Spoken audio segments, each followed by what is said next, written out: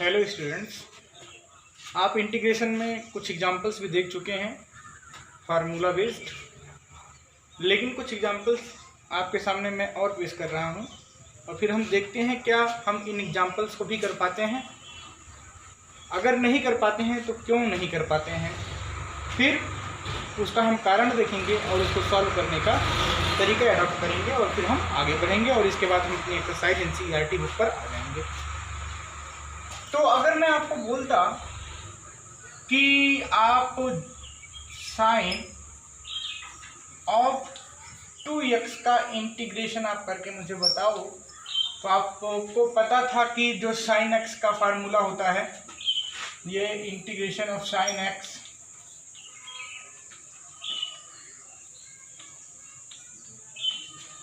ये minus cos x होता था। तो फिर आप इसी के अनुसार यदि देखेंगे ऊपर के हिसाब से, तो आप बोलेंगे कि जब साइन x का माइनस कॉस x होता था तो साइन 2x का माइनस कॉस 2x होना चाहिए। ऐसे आप बोलेंगे कि ये होना चाहिए, लेकिन यह वास्तव में होता नहीं है, नहीं होता है, ये वास्तव में नहीं होता है। तो क्यों नहीं होता है और वास्तविक रूप इसका क्या होगा, आइए हम उसको जानते हैं।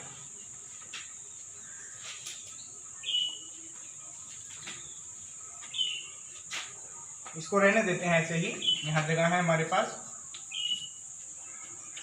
तो ऐसे फलन जिनमें x का कॉफिशिएंट चेंज होता है, जिनमें x का कॉफिशिएंट चेंज होता है, उसमें हम प्रतिस्थापन का सहारा लेते हैं और फिर प्रतिस्थापन करने के बाद हम समाकलन को इसी रूप में, अर्थात जो फार्मूला हम पढ़े हैं उस फार्मूलेबद्ध रूप में हम उसको करके सॉल्व कर सकते हैं। सपोज कर लीजिए ये कोई x का फंक्शन था और मुझे इसका इंटीग्रेशन करना था, तो ऐसी स्थिति में मैं ax प्लस बी को t लेट कर लेता, ax plus B is equal to T हो जाता।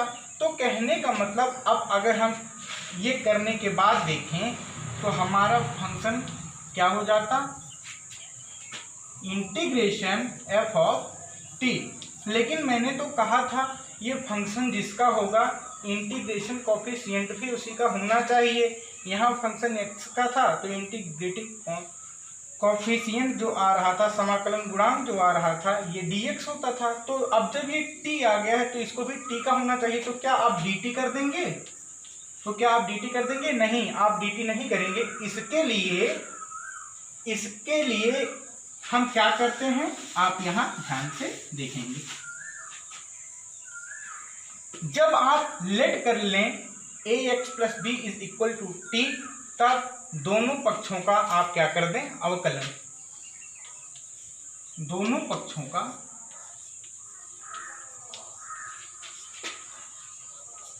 अवकलन आप कर दें, तो ax का क्या हो जाता, a और b कांस्टेंट होने की वजह से क्या हो जाता, 0, और यहां बन जाता है dt बाई dx। तो आपको यहां से क्या मिल रहा है, dx is equal to dt by a।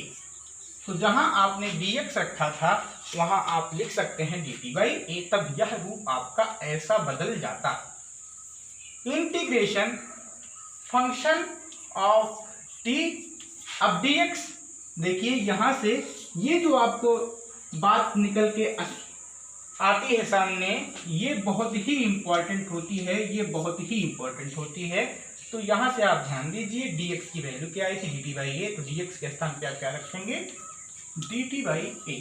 तो a कांस्टेंट होने की वजह से बाहर हो जाएगा और आपको इंटीग्रेशन किसका करना होगा, फंक्शन t।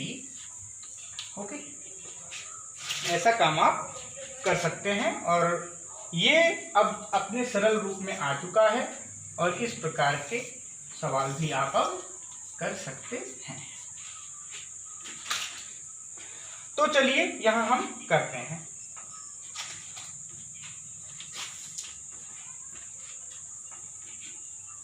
मेरे पास फंक्शन था sin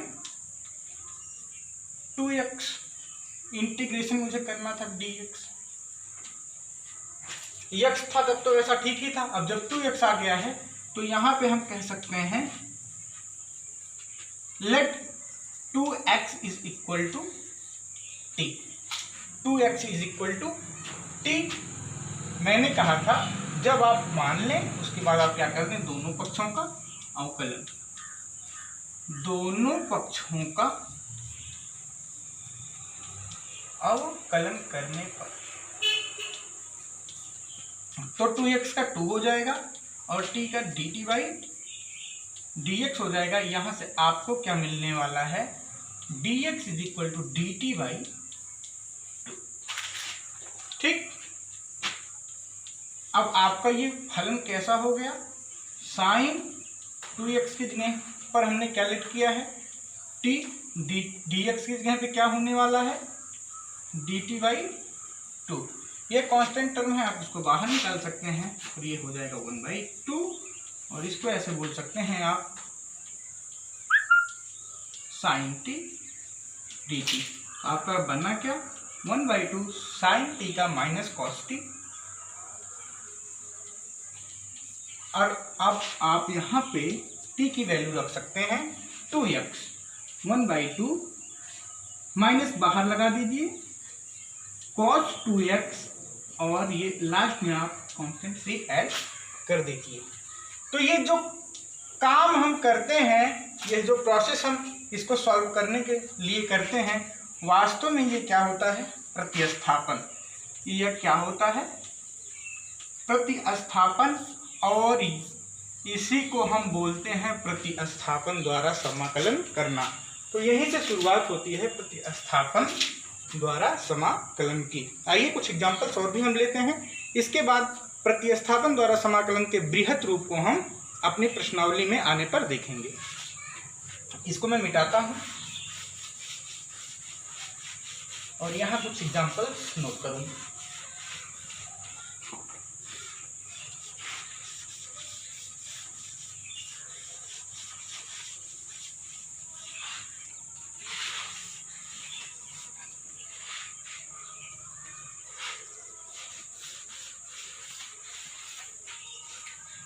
सपोज कर लीजिए एक एग्जाम्पल मैंने आपको दिया,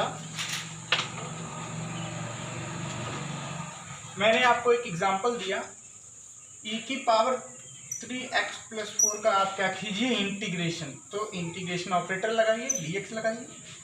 अब इसका आपको क्या करना है, इंटीग्रेशन। जनरली हम क्या जानते थे, हमारे पास एक फार्मूला होता था क्या, इंटीग्रेशन ऑफ e की power x is equal to e की पावर x। ये तो हमारा स्टैंडर्ड फार्मूला था जो हमें याद था, पहले ही लेक्चर में मैंने इसके बारे में बताया था। तो फिर उस हिसाब से आप ये भी बोल सकते हो e की पावर 3x + 4 का क्या हो जाना चाहिए, e की पावर 3x + 4 हो जाना चाहिए। नहीं, e की पावर 3x + 4 का e की पावर 3x + 4 नहीं हो जाएगा, यहाँ भी आपको सब्स्टिट्यूशन करना पड़ सकता है। तो कैसे करेंगे, और जनरली सब्स्टिट्यूशन करते कब हैं, जब x के कॉफिशिएंट्स एक के अलावा और कुछ होते हैं, तो ऐसी उस स्थिति में हम सब्स्टिट्यूशन कर लेते हैं। जैसे x का कॉफिशिएंट यहाँ 1 था तो वो उस स्थिति में आता था, x का कॉफिशिएंट यहाँ 3 है, तो जब जब x का कॉफिशिएंट चेंज होता रहेगा आप तब तब सब्स्टिट्यूशन कर सकते हैं। तो यहाँ आप देखिए सब्स्टिट्यूशन करेंगे क्या, 3x + 4 is equal to t। अब जब आप इतना काम कर लेते हैं तो दूसरा स्टेप आपका होता है, दोनों पक्षों का, इसको लेट किया है आपने, दोनों पक्षों का आप क्या करते हैं, फिर अवकलन करते हैं। किसी भी चर के सापेक्ष कर सकते हैं, चाहे t के सापेक्ष कर दीजिए या आप x के सापेक्ष कर दीजिए, आप किसी भी चर के सापेक्ष कर सकते हैं। चलिए मैं x के सापेक्ष करता हूं, तो 3x का 3 हो जाएगा, 4 का 0 हो जाएगा और t का dt/dx हो जाएगा। तो यहां से आपको क्या मिलने वाला है, dx = dt/3। इसको मैंने पहले भी बताया, ये बहुत महत्वपूर्ण होता है dx और dt में जो रिलेशन निकल के आता है। तो अब आपका फंक्शन कैसा हो गया, इंटीग्रेशन e की पावर 3x+4 को हमने क्या किया है, लेट t, और अब यहाँ dx था तो dx का स्थान अब dt लेगा, तो dx और dt में जो रिलेशन है आप उसको प्रदर्शित कर सकते हैं इंटू dt/3। तो आगे अगर आप देखेंगे तो ये ऐसा हो जाएगा, 1/3 बाहर आ जाएगा, इंटीग्रेशन ऑफ e की पावर t dt। तो अब आपको यहाँ से क्या मिल गया, 1/3 e की पावर t। अब t के स्थान पे क्या था, 3x+4, तो t की वैल्यू आप रख दीजिए 1/3 e की power 3x+4 and finally c भी आपको जोड़ना पड़ता है। तो ये आपका क्या है,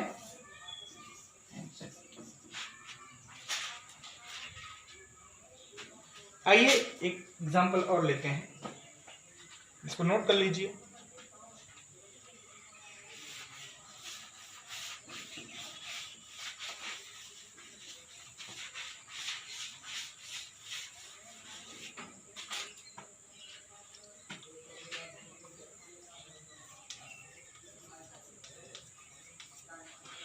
इस बार आपको ये फंक्शन दिया हुआ है और आपको क्या करना है, समाकलन करना है इसका x के सापेक्ष। तो आपको अगर समाकलन करना है तो इंटीग्रेशन ऑपरेटर लगाइए, dx लगाइए। अब इससे पता चल रहा है कि इस फंक्शन का क्या हो रहा है, इंटीग्रेशन किया जा रहा है। तो एक फार्मूला स्टैंडर्ड जो आपको बताया गया है cos x dx, तो आपके सामने क्या निकल के आता है, sin x।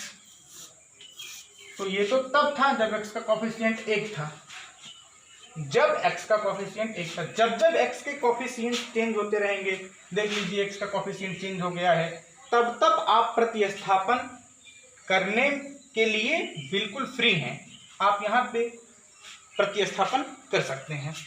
तो अब यहाँ पे आप कैसे करेंगे, पहले लेट 2x+4 = t।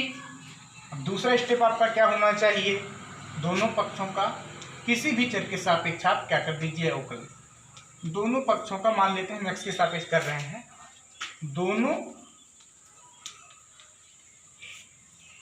पक्षों का अवकलन करने पर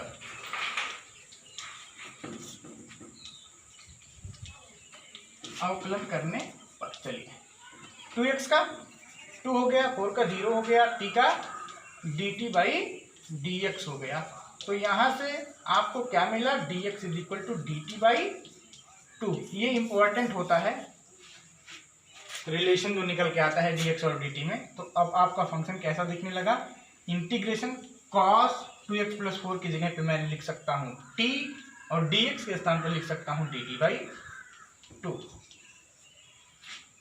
अब यहाँ एक स्टेप आगे आप 1/2 को बाहर निकाल लीजिए, ये हो गया आपका cos t, ये हो गया आपका dt। तो फिर आपका cos t का इंटीग्रेशन sin t होता है, और t की वैल्यू फाइनली आप यहाँ रख देंगे। तो ये आपका क्या हो गया, sin 2x+4, और ये लास्ट में आप c भी जोड़ देंगे, तो यही आपका क्या है, आंसर। तो ये सब्स्टिट्यूशन का छोटा सा रूप है, अभी सब्स्टिट्यूशन के बड़े बड़े रूप आपको मिलेंगे, फिर समय आने पर आपको बताते रहेंगे। ठीक, अभी के लिए इतना बहुत। अब हम चलते हैं अपनी NCERT एक्सरसाइजेस पर।